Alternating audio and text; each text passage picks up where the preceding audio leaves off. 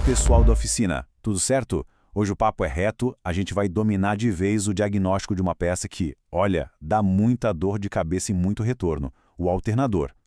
Do teste mais básico até aquele macete que realmente separa os profissionais, a gente vai desvendar tudo isso hoje. Vamos lá! Essa aqui é a história que todo mecânico já ouviu, né? O cliente chega, frustrado e dizendo que a bateria nova, que ele acabou de trocar, já riu. A primeira coisa que vem na cabeça é culpar a bateria. Mas a nossa experiência, a do chão de oficina, já acende um alerta para outro suspeito.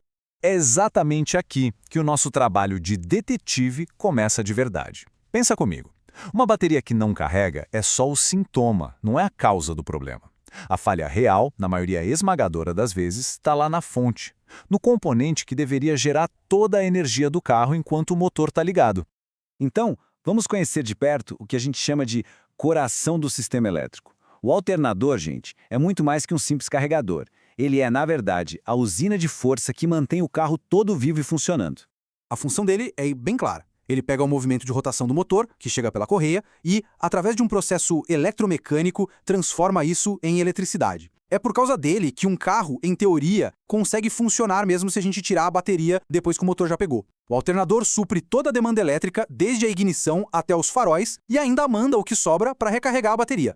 Para fazer um diagnóstico preciso, não tem jeito, a gente precisa conhecer a máquina por dentro.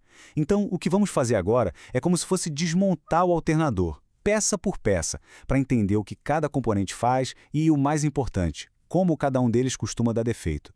Olhando essa imagem, a gente vê as peças-chave, né? Cada uma delas tem um papel super crítico no funcionamento e, claro, um jeito específico de falhar. Conhecer essa anatomia aqui é o que vai diferenciar um simples trocador de peças de um verdadeiro profissional de diagnóstico. Bom, o rotor é onde tudo começa. Ele recebe uma pequena corrente, chamada de excitação, e vira um eletroímã que fica girando ali dentro. O defeito mais comum dele? Os fios da bobina entram em curto, sabe? Isso enfraquece o campo magnético e, como consequência, a capacidade de gerar energia vai lá para baixo. O estator fica ali paradinho, envolvendo o rotor. Conforme aquele campo magnético do rotor gira lá dentro, ele induz uma corrente elétrica nas bobinas do estator. Simples assim. Se essas bobinas entrarem em curto entre si ou fecharem curto com a carcaça, pronto, a geração de energia para na hora. Agora atenção, porque esse é o ponto da transformação. O estator gera corrente alternada, mas o sistema do carro só entende corrente contínua. A placa retificadora ou ponte de diodos faz exatamente essa conversão. E aqui tem um macete clássico. Quando um diodo queima, a luz da bateria no painel pode ficar acesa, mas bem fraquinha. Viu isso? Já pode suspeitar da placa. Esse aqui é o cérebro da operação. Ele garante que a voltagem fique sempre no nível certo. Mas, atenção, nos carros mais modernos, o diagnóstico mudou. A gente está falando dos alternadores pilotados ou inteligentes. Neles quem manda é a central do motor, a ECU.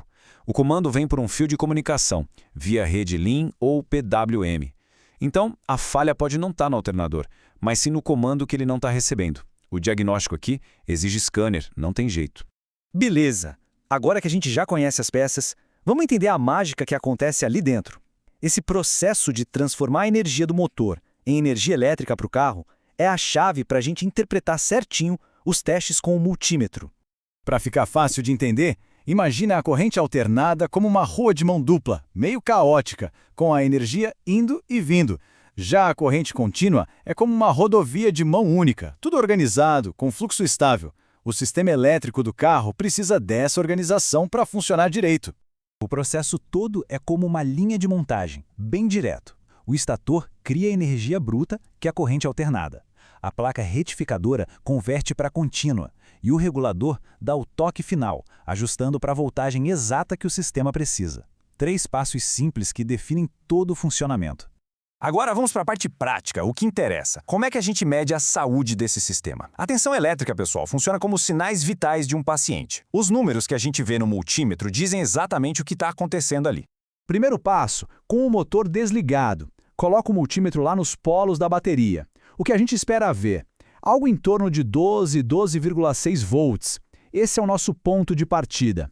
Se tiver muito abaixo disso, a gente já pode ter um problema na própria bateria ou até uma fuga de corrente. E aqui, o ponto crucial. Ligou o motor, a tensão tem que subir para essa faixa aí entre 13,5 e 14,8 volts. E um detalhe importante, esse teste tem que ser feito com carga. Liga farol, ar-condicionado, desembaçador, a tensão tem que se manter firme. Se ela cair para baixo de 3,5 com tudo ligado, é sinal que o alternador não está dando conta do recado.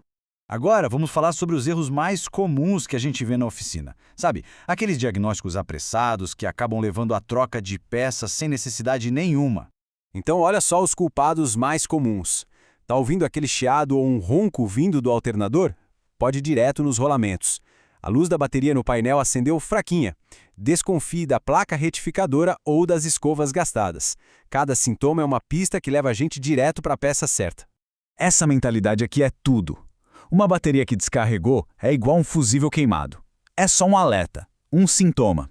A nossa função como profissionais é investigar o que causou o problema, e não só trocar o componente que parou de funcionar. E aqui fica a dica de ouro.